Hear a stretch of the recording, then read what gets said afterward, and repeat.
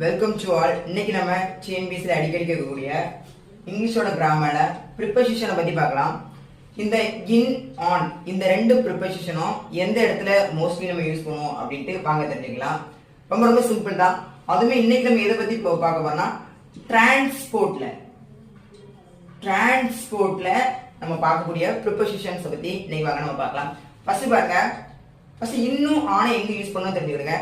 நம்மளோட தலை, நம்மளோட ஹெட் இருக்குல்ல, அது நம்ம எந்திரிச்சு நிற்கும் போது தட்டுனுச்சு அப்படின்னா அந்த இடத்துல இன் போடணும். நம்ம எந்திரிச்சு நிற்கும் போது நம்மளோட ஹெட் வந்து தட்டலை அப்படின்னா நம்ம என்ன பண்ணணும், ஆன் போடணும். சரியா? ரொம்ப ரொம்ப சிம்பிள். வாங்க ஃபர்ஸ்ட் பாருங்க, I am dash a car அப்படி கேட்டிருக்காங்க. அப்படின்னா நம்ம எந்திரிச்சு நிற்கும் போது காருக்குள்ள கண்டிப்பா நம்மளோட தலை தட்டும். அப்படின்னா இதுல என்ன பண்ணணும், I am in car, I am in car ஆகுது. ரெண்டாவது ஐ எம் டேஷ் பஸ். இதுல என்ன பாத்தீங்கன்னா நம்ம கண்டிப்பா எந்திரிச்சுக்கும் போது நம்மளோட தலை தட்டாது. ஆனா என்ன பண்ணோம், ஆன் பஸ் ஆகுது. ஐ எம் டிரைவிங் இன் என்ன பண்ணோம், இந்த ப்ரொபஷன் நம்ம எந்திரிச்சிருக்கும் போது கண்டிப்பா என்ன செய்யாது, நம்மளோட தலை தட்டாது. அதனால I am driving on a bike.